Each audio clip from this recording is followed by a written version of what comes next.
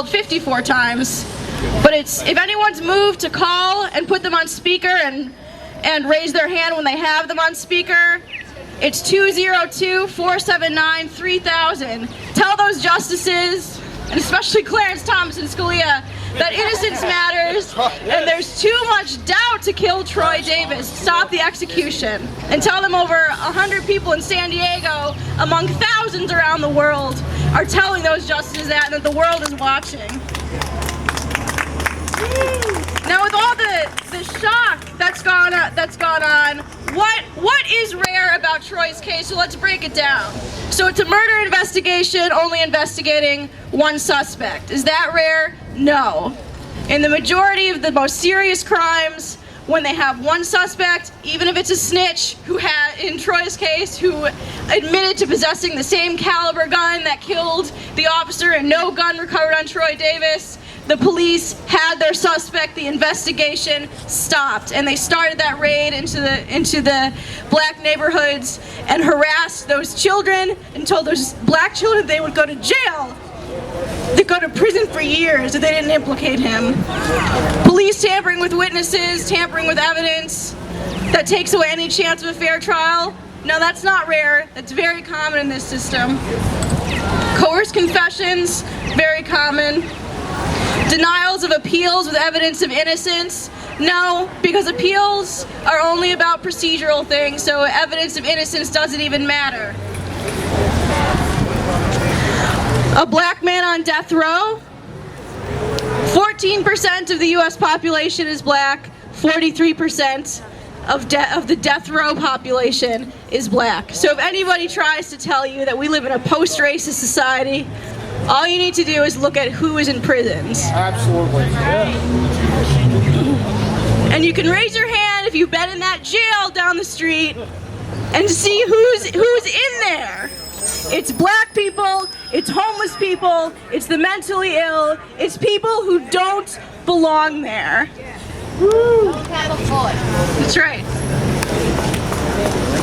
These crimes, an innocent person convicted. Innocent people are convicted in San Diego all the time. All the time. And on the 40th anniversary of the Attica prison riots and the massacre by the racist police, I'm just going to paraphrase William Kunstler and say that in a racist society, no black person gets a fair trial. That's right. The only thing that is rare or remarkable about Troy's case, and in fact, innocent people are convicted with much less evidence than 7 eyewitnesses. 1 eyewitness, 1 jail snitch convicts people of murder. And juries think they don't understand the presumption of innocence. They think, you know... Everybody say, free Troy! Free Troy! This is from San Diego. Thank you. Thank you for that.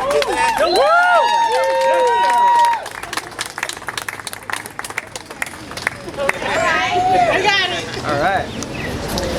One of the most dangerous assumptions in society is that because something is legal, it's legitimate. Absolutely. We know... Iraq War.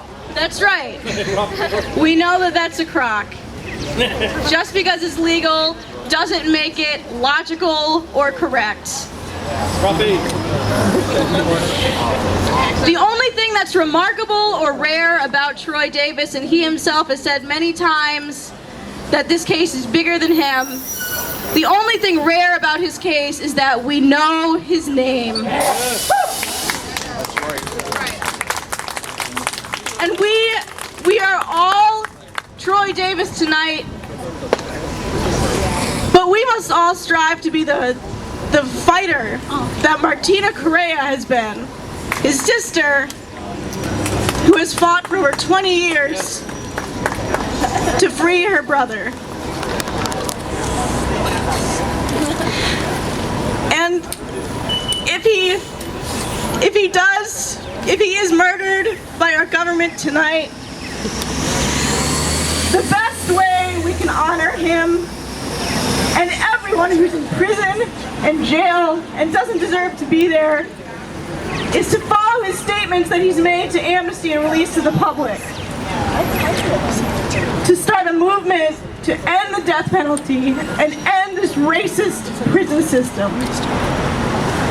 It doesn't stop tonight, even if he is murdered.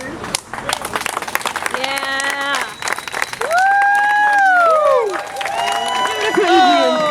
It's an emotional time for all of us. It definitely is.